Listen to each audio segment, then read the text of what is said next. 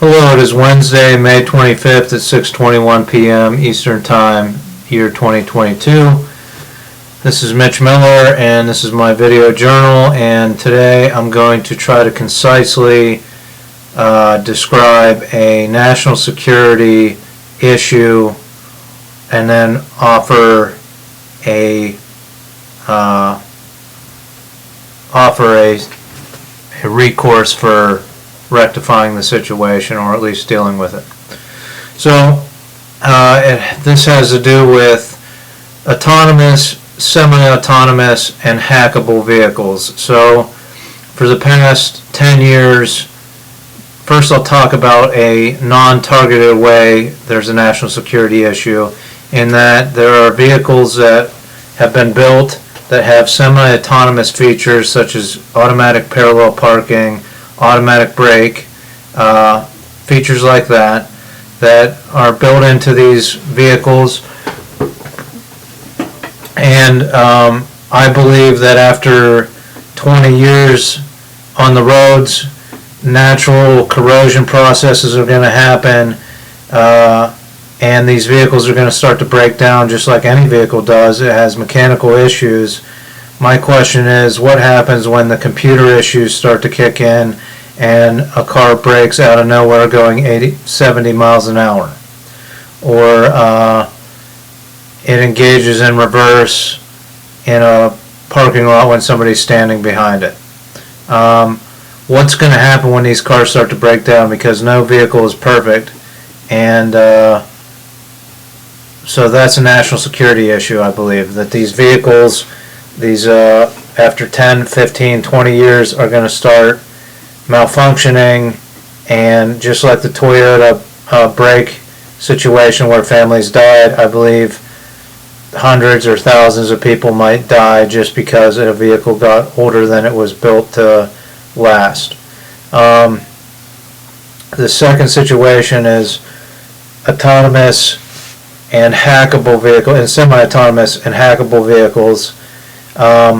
We're building these vehicles with semi-autonomous features, and they have GPS that they're linked to, they have satellite radios that they're linked to, they have Wi-Fi hotspots that they're linked to, and if any of these connected situations if the autonomous features of the vehicle can be engaged via any of these wireless connections, then we have a major national security issue whereby leadership in the military or in the government or even in the private sector could be targeted by hackers, by foreign governments, their vehicles hacked, the autonomous features taken over, and the vehicles wrecked or crashed in an effort to kill the owners or kill the occupants of the vehicle or injure them severely. So that's the national security issue number 2.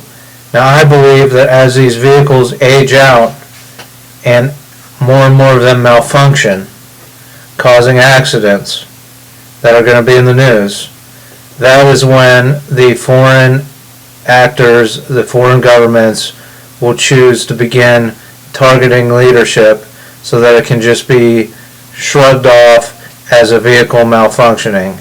So there will be a mix of vehicles malfunctioning in another 5 or 10 years and targeted vehicles being hacked wirelessly and manipulated to take out leadership and cause injury and possibly death. So that's what's on the horizon. We can deal with it now, or the president can shun it off for the next president to deal with, but I believe it's on the horizon. Any vehicle gets corroded, breaks down, and we don't know what this new computer technology is going to do, how long it's designed for. Computers break down, vehicles are in the elements, they get corrosion, so those are the issues. Now, my way of dealing with this, because I'm pointing this out, and because I tried to point this out in 2016 to multiple government agencies, is that you hire me into the FCC. The FCC could, because of these wireless GPS and wireless Wi-Fi hotspots, satellite radio, the FCC has a way that they can regulate the automobile industry as far as hackability of vehicles. You hire me in a job in the FCC to task with the mission of finding out and documenting which vehicles are hackable.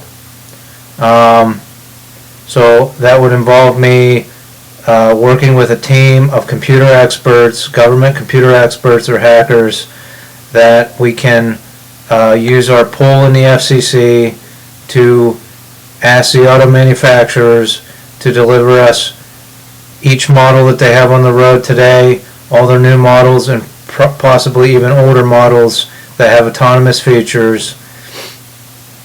And I would work with this team. We would see how easily the vehicle is hacked and document it on video. I can video it. I can break down how close the computer box is to, say, an oil cap being left off and spewing oil all over it, where it would be located that it could get possible corrosion into the computer system. We can document that. We can document just being able to hack using the existing wireless networks, and then we can also do a sample of a device attached to the undercarriage of the vehicle if somebody had direct access to the vehicle and could attach a wireless device directly underneath the vehicle to manipulate the vehicle. So then we can bring a list of the most hackable vehicles and how many of the autonomous, semi-autonomous vehicles are hackable. And then I can bring this before a Senate committee or a House committee to report on our findings. So that's my idea. Hire me for the FCC. That'll get my foot in the door. I have other ideas for the FCC, obviously, that I think are good ideas, but this could be the start. Let's look into this matter and let's find out how hackable our automobiles on U.S. roads are, and if autonomous features on those vehicles can be manipulated. Then we can regulate via the FCC automobile manufacturers to make sure that the autonomous features on a vehicle have no hackable avenues via the other wireless components to the vehicle. So that is